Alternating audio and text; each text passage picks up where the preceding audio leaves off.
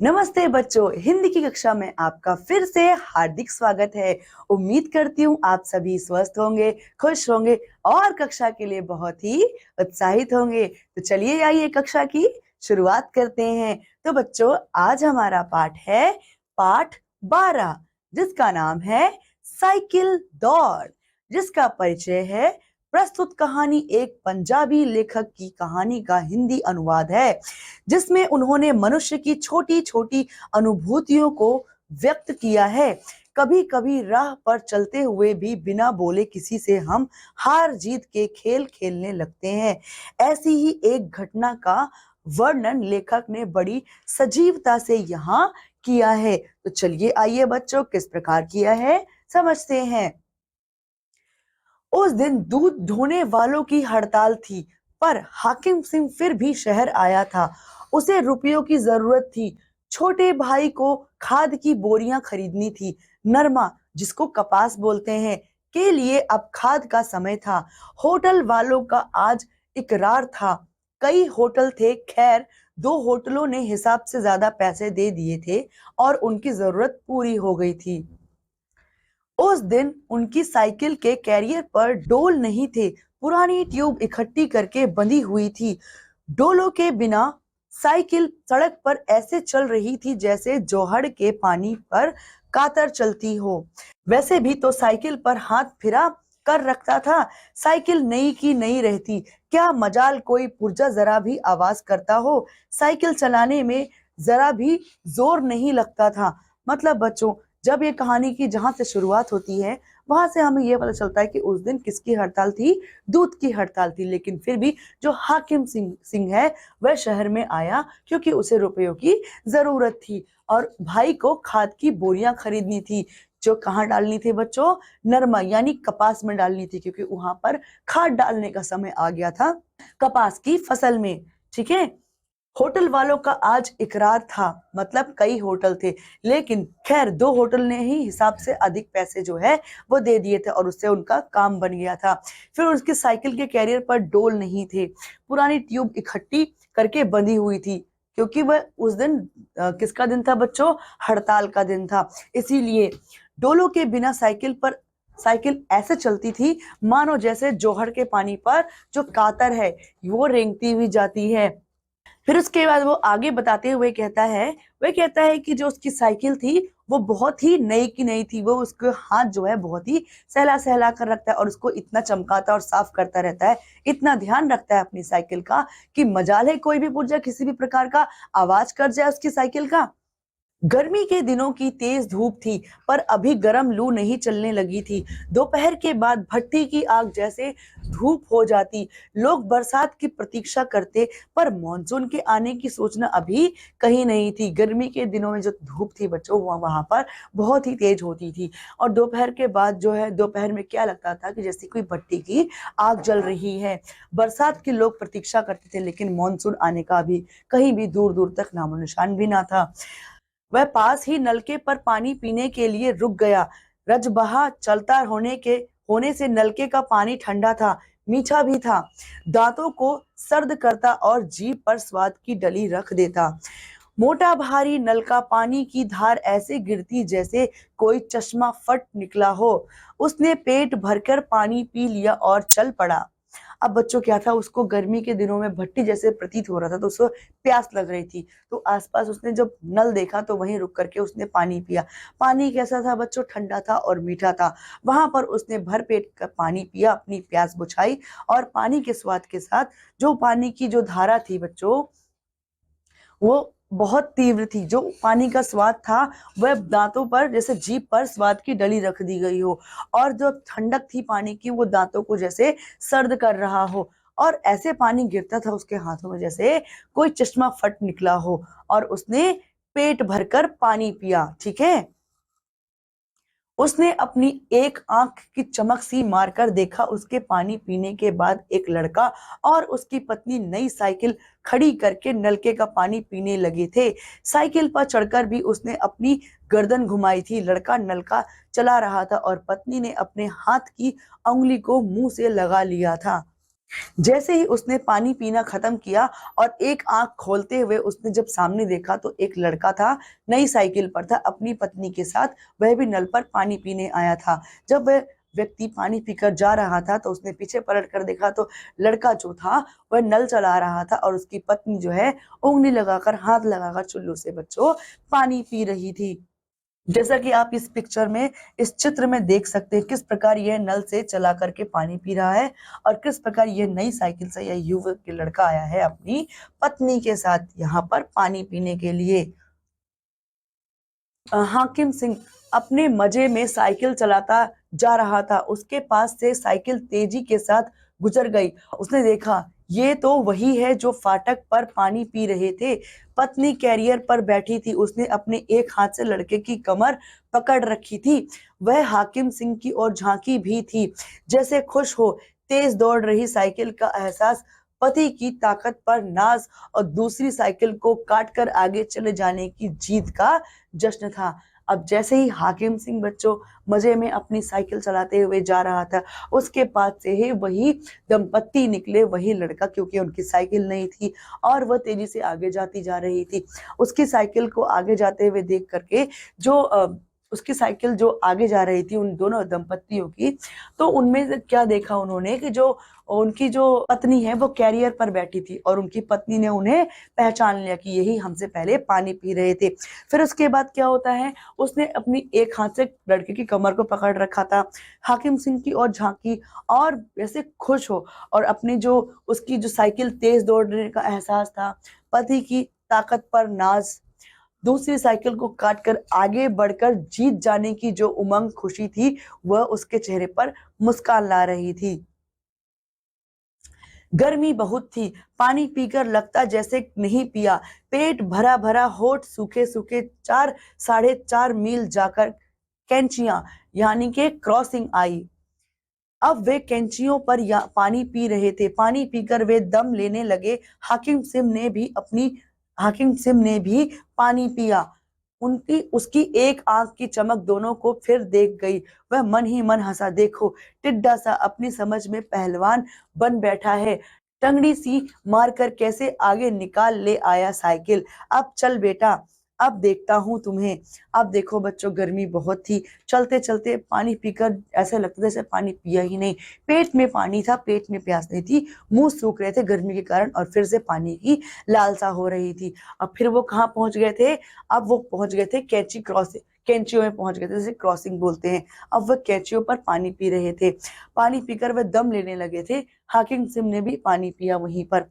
अब उसकी एक आंख की चमक फिर दोनों को देख गई और हाकिम सिम ने अपने मन में सोचा कि हाँ, और मन ही मन सोच करके हंसता है कि देखो टिड्डा सा अपनी समझ में पहलवान बन बैठा है, हटगड़ी सी मारकर कैसे कैसे आगे निकाल कर ले आया है साइकिल को।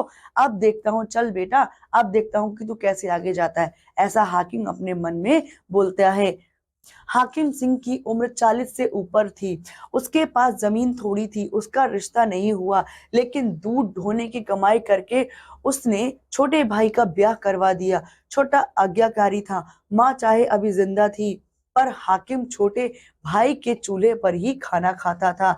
सवेरे सवेरे दूध का चक्कर लगाता और फिर शहर से आकर छोटे भाई के साथ खेती का काम करता। मतलब बच्चों, जो हाकिम सिंह की उम्र तो 40 से ऊपर थी। उसका ब्याह ना हो पाया था, लेकिन उसने अपने छोटे भाई का ब्याह करा दिया था। उसका भाई जो था वो आज्ञाकारी था और बच्चों, उसकी माँ होने के बाद भी वह उसी हाकिम के छोटे भाई के चूल्हे पर ही हाकिम खाना खाता था और उसके भाई के साथ ही वह क्या करता था, सवेरे सवेरे दूध का चक्कर लगा करके हाकिम फिर शहर आकर के छोटे भाई के साथ खेती का काम करता था। उन्होंने थोड़ी बहुत जमीन भी गिरवी ले रखी थी। हाकिम सिंह मजबूत काठी का था, काम को आगे लगा लेता। डोलों के बोझ समेत साइकिल उसके आगे तेज दौड़ती और आज डोल के बगैर साइकिल उसे ऐसे लग रही थी जैसे साइकिल उसके पर हो और हवा के समान खुद ब खुद आकाश में उड़ा जा रहा हो। मतलब बच्चों, उन्होंने थोड़ी बहुत जमीन जो है गिरवी रख रखी थी। हाकिम सिंह मजबूत काठी का व्यक्ति था, काम को आगे लगा लेता। डोलों के बोझ समेत साइकिल उसके आगे तेजी से दौड़ती थी। आज डोलों के बगैर जैसे साइकिल मानो उसकी उड़ ही रही हो, बहुत ही तीव्र गति से।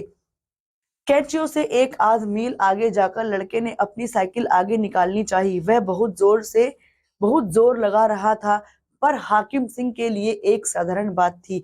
वह लड़के के साथ चलता गया, कभी आगे निकल जाता तो कभी पीछे रह जाता, जैसे वह लड़के का जोर आजमा रहा हो। एक बार तो उसका दिल हुआ कि वह साइकिल को इतना तेज दौड़ाए कि लड़के से मील 2 मील आगे निकल जाए, ताकि लड़के को साइकिल आगे निकालने की हिम्मत ही ना पड़े। अब बच्चों, जो कैचियों से आधा 1 मील जाकर के आगे लड़के ने अपनी साइकिल को आगे निकालनी चाहिए, लेकिन बहुत जोर लगा रहा था। पर हाकिम सिंह के लिए बहुत ही ये आम बात थी। उन्होंने तुरंत ही जल्दी से आगे अपनी साइकिल को निकाल लिया। अब वो साथ साथ चलते, कभी हाकिम आगे होता, कभी वह लड़का आगे होता। हाकिम के मन में बार बार ये आता था कि लगता है कम से कम 1-2 मील आगे निकाल ले अपनी साइकिल, और इसको समझा दे कि वो तेज चला सकता है, और इसके बाद इसकी हिम्मत ही ना हो कि वह आगे उससे साइकिल निकाल पाए।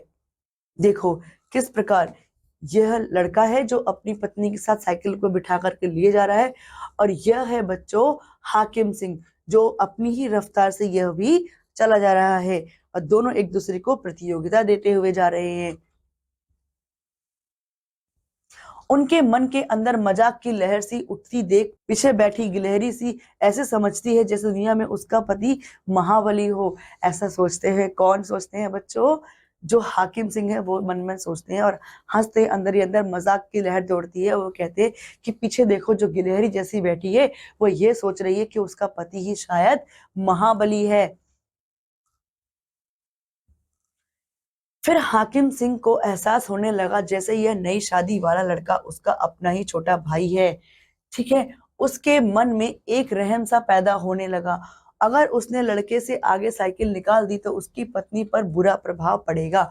औरत की नजरों में वह लड़का कमजोर आदमी होकर रह जाएगा। क्या कदर रह जाएगी पत्नी की निगाह में अपने पति की? ऐसा वो मन ही मन सोचकर खुद से ही प्रश्न पूछता है। हाकिम सिंह सोचने लगा, उसकी अपनी यह विजय अपने किसी काम नहीं आएगी। लड़के का नाश हो जाएगा। लड़के की विजय तो फिर भी कोई अर्थ रखती है। उस लड़के पर तरस आने लगा उसे लड़के पर तरस आने लगा। अब जब हाकिम सिंह बच्चों, जब वो जैसे जैसे यात्रा करता जाता है, उसे लगता है कि उसमें जो वह लड़का उसके छोटे भाई के समान है। उसमें उसको अपना छोटा भाई देखने लगता है, और धीरे धीरे उसके दिल में उस लड़के के लिए रहम भी पैदा हो जाने लगता है, रहम पैदा होने लगता है। और वह मन ही मन सोचता है कि अगर मैं हार गया, मैं आगे नहीं निकल पाया, तो मुझे ताने मारने वाला कोई नहीं है। लेकिन अगर ये लड़का हार गया तो पूरे जीवन भर अपनी पत्नी की नजरों में ये हारा हुआ कहलाएगा। उसकी पत्नी हमेशा इसे बलशाली कमजोर आदमी कहकर ही संबोधित करेगी। वो यही सोचेगी कि इसमें इतनी शक्ति, इतनी ताकत नहीं है। इस प्रकार वह ये सब सोचते हुए यह कहता है खुद से कि मेरी विजय अगर ना भी हुई तो चलेगा, लेकिन इस लड़के की अगर विजय ना हुई तो लड़के का तो नाश हो जाएगा। और ऐसा कहते कहते बच्चों, उसको जो है उस लड़के पर बहुत ही ज्यादा तरस आने लगा। कैचियो से वे 2 मील आगे निकल आए थे। अब हाकिम सिंह लड़के से आगे निकलने की कोशिश करता तो औरत का चेहरा गंभीर हो जाता, उसके लिए जैसे यह कोई अनहोनी बात हो रही हो। हाकिम सिंह कभी उसके दाएं हाथ होता, कभी बाएं हाथ, लेकिन औरत का मुंह हाकिम सिंह की औरत और ही रहता। जब वह उनके पीछे रह जाता तो औरत के चेहरे पर नूरानी आ जाती, उसकी आंखें हंस हंस रही होती, वह कैरियर पर चौड़ी होकर बैठी दिखती। मतलब बच्चों, जब कैचियो से जब वो 2-3 2-2 मील जो आगे निकल गए, तब क्या होता है, हाकिम सिंह कभी लड़के के दाएं ओर निकल के जाता है, कभी बाएं ओर से निकल के जाता है, लेकिन जो उसकी औरत थी, यानी कि जो उसकी पत्नी थी, उसकी नजर हाकिम पर ही थी। वह बहुत ही गंभीरता से उसे देखती जब हाकिम उन दोनों से आगे निकल जाता था। और जब भी बच्चों जो हाकिम सिंह है उससे दोनों से आगे जाता है, तो उसकी पत्नी उसे बड़ी गंभीरता से देखते हुए सोचती है जैसे मानो कह रही हो कि यह बहुत ही असंभव बात है। और जब भी उसका पति आगे साइकिल निकाल के चला जाता है, तब वह पीछे कैरियर पर और भी चौड़ी होकर के बैठ जाती है, जैसे मानो जश्न मना रही हो जीत का। लड़के का दम तो देखो, कहाँ तक है। हाकिम सिंह के मन में शरारत उठी, पर लड़के के माथे पर पसीने की बूंद देकर उसने अंदाजा लगा लिया कि दम तो लड़के का निकला ही समझो, फिजूल में पत्नी को ले गिरेगा। अब फिर उसके बाद जो हाकिम सिंह है वो सोचते हैं कि चलो इस लड़के का दम तो देखे कितना दम है। लेकिन जैसे ही हाकिम सिंह देखते हैं कि लड़के के माथे पे तो पसीना आ गया है, तो वो सोचते हैं कि अब तो इसका दम निकला ही निकला है, कभी भी यह ढेर हो सकता है और अपनी पत्नी को खामखा में गिरा देगा। रास्ते में उन्हें दो बसें मिली थी, एक आ रही थी और एक जा रही थी। ट्रक तो कई गुजरे थे, इधर से भी और उधर से भी। सड़क इतनी चौड़ी नहीं थी, कई बार दोनों साइकिलें कच्चे रास्ते पर चलने लगती। सामने अब साफ सड़क थी। हाकिम सिंह ने साइकिल को लड़के के बराबर रख दिया, अपने माथे पर से झूठ मूठ का पसीना पोंछा, झूठ मूठ ही अपना बायां हाथ अपनी कमर पर रख दिया जैसे बहुत थक गया हो, और फिर वह झुककर साइकिल चलाने लगा जैसे सारा जोर लगा रहा हो। उसने चोर आंख से देखा, औरत मुस्कुरा रही थी। लड़के का पूरा जोर लगा हुआ था जैसे वह मर मिटेगा मर मिटेगा, लेकिन अपनी साइकिल को पीछे नहीं रहने देगा। हाकिम सिंह धीरे धीरे पीछे रह गया, फिर तो उसने साइकिल खड़ी ही कर दी। वे काफी दूर जा चुके थे, लेकिन हाकिम सिंह को औरत का खिला खिला चेहरा साफ दिख रहा था। हाकिम सिंह ने सिर झुका लिया जब उसने देखा कि वह दूसरे हाथ से लड़के की पीठ थपथपा रही थी। अब देखो बच्चों, रास्ते में उन्हें दो बसें मिली थी, एक इधर से आ रही थी, एक उधर से जा रही थी। ट्रक तो कई निकले थे, सड़क चौड़ी नहीं थी, इसीलिए कई बार वे कच्ची पगडंडियों पर भी आ चुके थे दोनों साइकिल चलाते चलाते।